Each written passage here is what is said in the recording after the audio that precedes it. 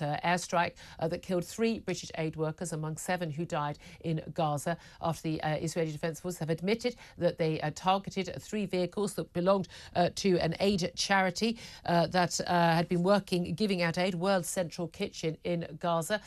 Formal apology from the leader of the IDF, condolences expressed, appalled, we're told, by people like Rishi Sunak and David Cameron. Lord Cameron, our Foreign Secretary. Benjamin Netanyahu has admitted that this was a strike from the Israeli Defence Forces as well. But why did it happen?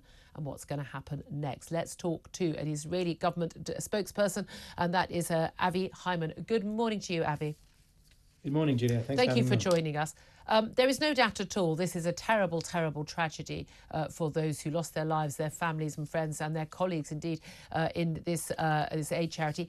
How on earth did it happen that Israeli forces targeted a convoy of 3 vehicles from a charity who told the Israeli forces where they were going to be, where they were going, dropping the aid, going back? They told them their route. One of the vehicles clearly marked with the big logo of the charity, the World Central Kitchen charity. How on earth could this have been allowed to happen? So, Julia, let me first wish my condolences to the families. It's a terrible, terrible tragedy. As you said, we have apologized in the highest of ways. And this is under investigation. We're going to get to the bottom of exactly what happened. I don't want to preempt that. But preliminary investigations suggest that there was some kind of a misidentification of the convoy. That appears to be what has happened in a very, very problematic war arena where Hamas hides behind aid people. Hamas acts as aid people, uses hospitals, mosques, schools, youth centers to fire on Israel and to use them as human shields. So it's a very, very difficult situation, and it's a very, very tragic scenario.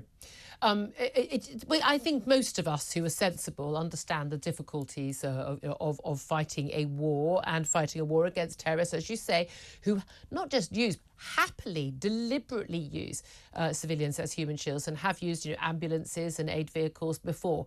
However, what was the purpose of this target? I know there's going to be an investigation, but there are some reports in the Middle East that there was the belief that there was at least one Hamas fighter among this convoy. Now, even if that were the case, targeting 3 vehicles, at that point you're accepting a level of collateral damage. You know there's a minimum of 3 people in those convoys, just the drivers.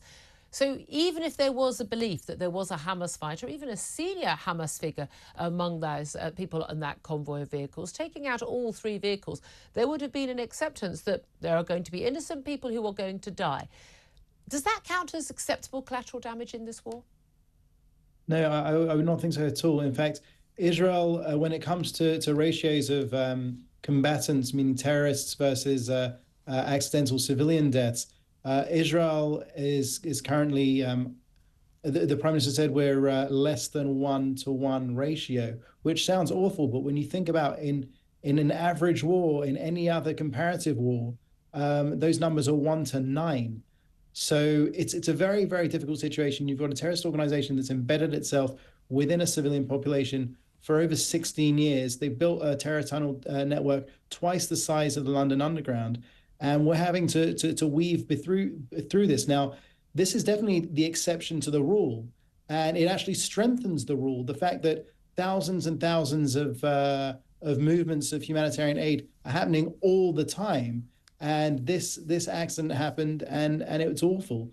But it's the exception to the rule. And military experts, both in England and America, have said that Israel is doing its utmost to avoid civilian casualties in a way that no other army has done in modern warfare. But this is a point that I've repeatedly made on social media and on my show. Why do you think so many people don't accept that? Because look, there is an issue in terms of us civilians as armchair generals that we think, not a single innocent person will die in a war, and it's terrible and evil if that happens when anyone who's been involved in the military understands that does happen.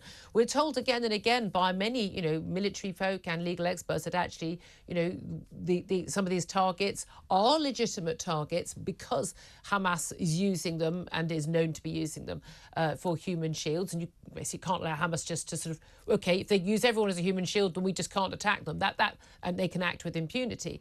Why do you think so many people in the world, and so many indeed world leaders, don't accept Israel's version of events, Israel's stance on this? Why is Israel being called a genocidal, murderous regime?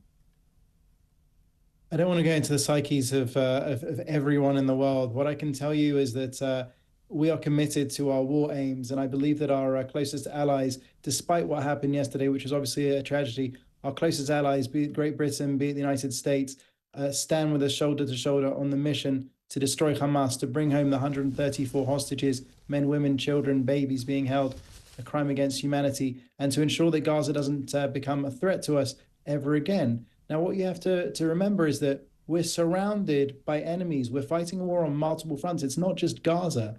It's Gaza, it's Lebanon and Syria to our north. It's the Houthis in Yemen to our south. And just yesterday, a drone came over from Iraq. Again, another Iranian proxy. The Iranian terror axis wants to destroy us. They want to wipe Israel off the state of the map.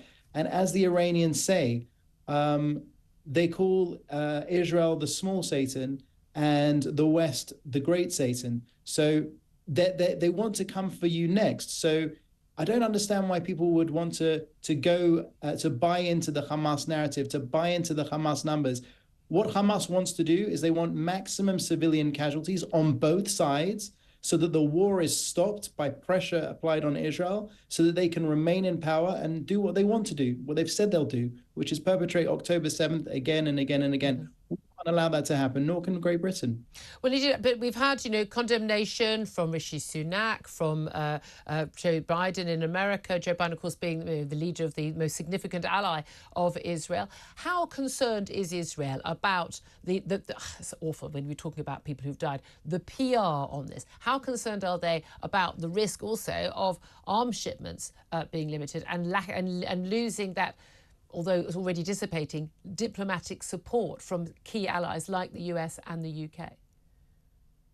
So we're not fighting this war because of how it looks. We're fighting this war for the sake of the future of our country. This is an existential fight. We're fighting for our very existence. There are enemies, there are buzzards flying around us, waiting for us to blink because they want to destroy us.